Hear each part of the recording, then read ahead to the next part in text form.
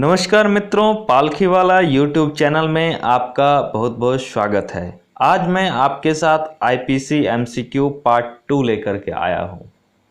मैंने पिछले वीडियो में पार्ट 1 की चर्चा की थी जिसमें 20 क्वेश्चन थे जो कि काफ़ी महत्वपूर्ण थे। ये क्वेश्चंस आपके जुडिशियरी के प्रीलिम एग्जाम के पॉइंट ऑफ व्यू से, ऑल इंडिया बार एग्जाम के पॉइंट ऑफ व्यू से और आपके नॉलेज को अपग्रेड करने के पॉइंट ऑफ व्यू से ये काफ़ी महत्वपूर्ण है।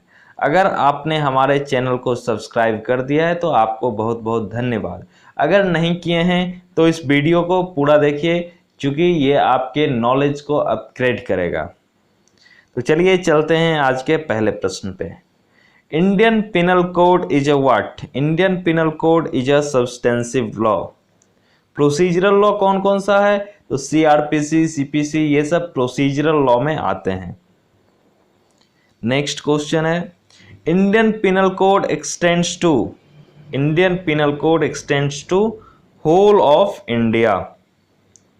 पहले ये जम्मू कश्मीर में नहीं थी, जब से आर्टिकल 370 हटा है तब से ये पूरे भारत में आ गई है। पहले एक्सेप्ट जम्मू एंड कश्मीर था, जम्मू एंड कश्मीर में रणवीर पिनल कोड हुआ करते थे। नेक्स्ट क्वेश्चन है, act done with the intention of causing wrongful gain is what? Wrongful gain के साथ अगर कोई काम किया जाता है पूरी मानसिकता से, मेंसरिया से, तो वो कहलाएगा dishonestly. And dishonestly defined in section 24 of the IPC. Section 24 defines dishonestly. Next question है, a demand draft is what? A demand draft is valuable security and valuable security is defined in section 30 of the IPC. Valuable security. Next question है, extortion can be committed in movable property only, both movable and immovable properties, immovable property only, none of this. तो extortion जो है section 383 में defined है, ये सभी में होता है, बोथ मूवेबल और immovable property. And movable property is defined in what? Movable property is defined in section 22 of the IPC. Okay, next है, insulting a person is a what? Insulting a person is a injury and injury is defined in section 44 of the IPC. आपको sections भी याद रखने हैं, sections काफ़ी महत्वपूर्ण है। Insult तो इंजुरी जो है 44 में डिफाइंड किया गया, इसीलिए मैं साथ में सेक्शंस भी बोलते जाता हूँ।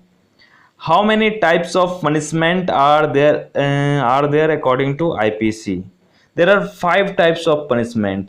जब हम सेक्शन 53 देखते हैं तो इसमें पनिशमेंट डिफाइन है। तो 5 टाइप्स के पनिशमेंट कौन कौन है? तो पहला है डेथ, दूसरा है लाइफ इम्प्रिजमेंट, तीसरा है सिंपल और रिगरस इम्प्रिजमेंट, चौथा है फाइन और पांचवा और अंतिम है for future of property, for future of property.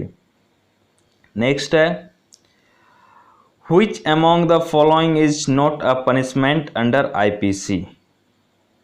तो यहाँ पर डेथ सेंटेंस हो सकता है, इम्प्रिजमेंट हो सकता है, फॉर फ्यूचर ऑफ प्रॉपर्टी हो सकता है। तो यहाँ पर जो सेक्शन 53 है वो एग्जाइल, देश निकाला को डिफाइन नहीं करता है, तो आईपीसी में एग्जाइल जो है पनिशमेंट नहीं है।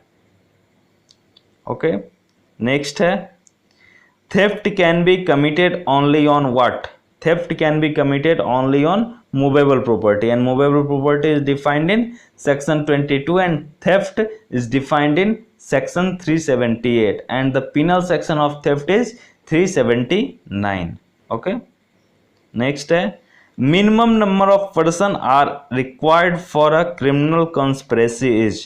मिनिमम कितने व्यक्ति होने चाहिए किसी भी जो क्रिमिनल कॉन्स्पिरेसी है उसके लिए? तो मिनिमम 2 लोग होने चाहिए। There are 2 persons in criminal conspiracy, minimum number of persons, and criminal conspiracy is defined in section 120A of the IPC and the punishment of criminal conspiracy in section 120B of the IPC. There are only one chapter includes chapter 5A includes section 120A and 120B. This is also an important question. Next है, the person aiding in committing an offense is called HN. What? The person aiding to committing an offense is a abettor. Okay, abettor is defined in section 108 of the IPC. Robbery is an aggravated form of what? Robbery is an aggravated form of theft, and theft is defined in section 378 of the IPC. And robbery is defined in which section? Robbery is defined in section 390 of the IPC. And the punishment of theft is only 3 years, where the punishment of robbery is 14 years. Okay, the punishment of robbery is 14 years, and attempt to robbery is 10 years. The punishment of attempt to robbery is 10 years. Okay, next, quarreling between two persons in a public place. Quarreling between two persons in a public place disturbing public peace is called what? That is called affray, and affray is defined in section 159 of the IPC. Okay, using force by an unlawful assembly is, using force by an unlawful assembly is rioting, and rioting is defined in section 146 of the IPC, and their punishment is in section 147. Causing emulsion is what? Causing emulsion is grievous hurt, and grievous hurt is defined in which section? Section 320. And hurt is, simple hurt is defined in section 390 of the IPC. Okay, next, obstruction a person from proceeding to a particular direction is, obstruction a person from proceeding to a particular direction is what? Wrongful restraint, and wrongful restraint is defined in 339 section of the IPC. Next, using force intentionally against a person is, using force intentionally against a person is what? Using force that is a criminal force. Using force intentionally against a person, it is called a criminal force, and criminal force is defined in section 350 of the IPC. Next, criminal force can be used by, criminal force can be used by what? Inducing an animal, thrown a stone, waving hand. Then criminal force can be used by both A and B, inducing an animal and throwing a stone. ये दोनों के द्वारा हम लोग criminal force use कर सकते हैं. Forceful compulsion, forceful compulsion to leave a place is what? Abduction. Okay, abduction, and abduction is defined in 362 section 362 of IPC. And last question is, kidnapping is of what? How many types of kidnapping?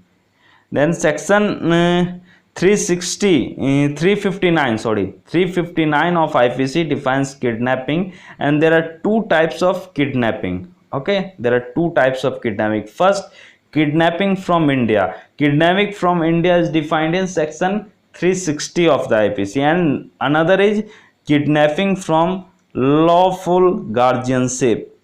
Kidnapping from lawful guardianship, it is defined in section 361 of the IPC. पूरा video देखने के लिए आपका बहुत बहुत धन्यवाद। फिर मिलेंगे हम लोग अगले वीडियो में कुछ इम्पोर्टेंट MCQs के साथ। तब तक के लिए बहुत बहुत धन्यवाद।